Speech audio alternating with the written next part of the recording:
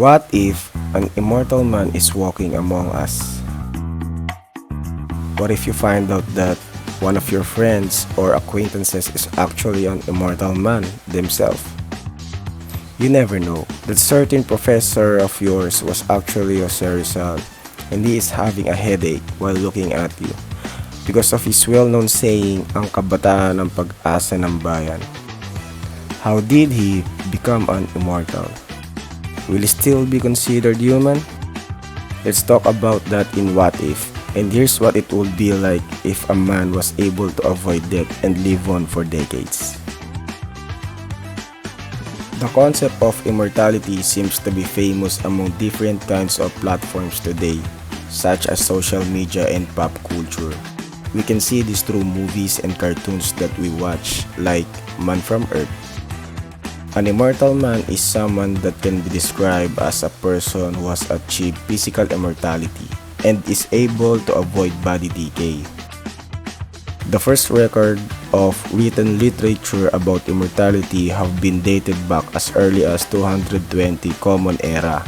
Each culture has their representation of immortality, from vampires fabricated from European Gothic stories to benevolent mythical beings that roam the earth from fantastical Chinese literature. If there is an immortal man that was able to survive from the Ice Age period up to the present day, he would have lived up to 100,000 years. His semblance may not be much different to the present man's physical appearance. He may have had a much hairier body, similar to a Neanderthal because of the colder climate of the earth back then. But as time went on, his body continuously evolved to adapt to the planet's changes.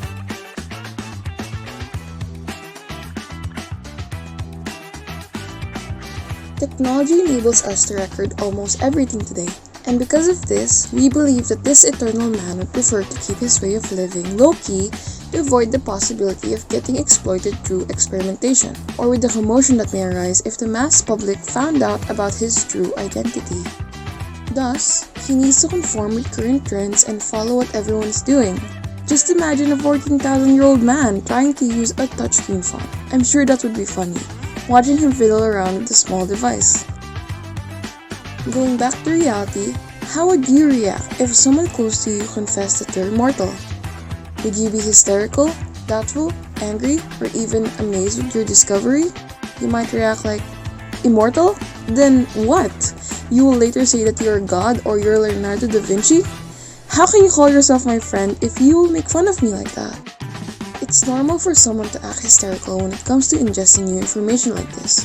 But after calming down and sitting in disbelief, you would still proceed to ask them questions about their eternal life. Like, how are they able to achieve immortality? Especially if it only seems to be present in fictional stories and unattainable in real life. This immortal man may not even know how they became different from the rest of the population.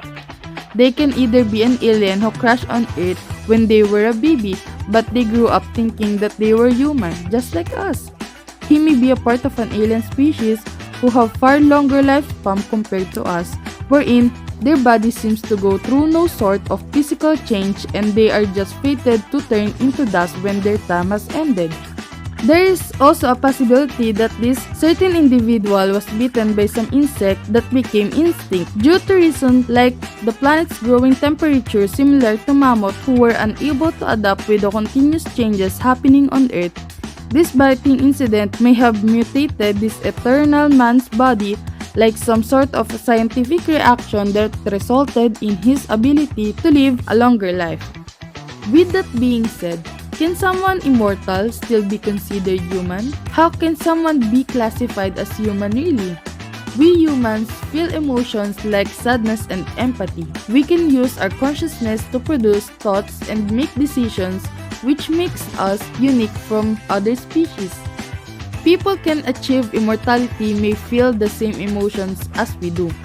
There's a big possibility that their emotions place a much heavier weight on their shoulders.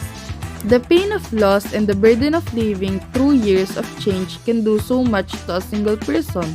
So, even though he went around deceiving people, Do not condemn for having eternal life, instead, accept him for who he is.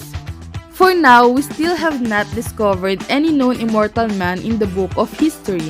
But just imagine if today's technological progression made immortality possible through genetic engineering and cyber modification of the body. But that's a topic for another what if.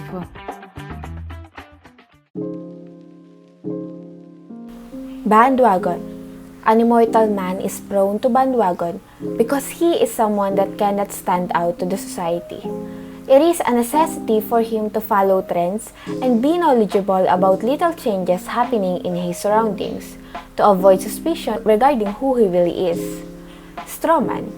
A man may only reveal that he is immortal and doesn't necessarily say about being a god or an historical figure. Thus, the other person's reaction misinterprets and exaggerates the whole conversation. Argumentum ad ignorantiam, or appeal to ignorance.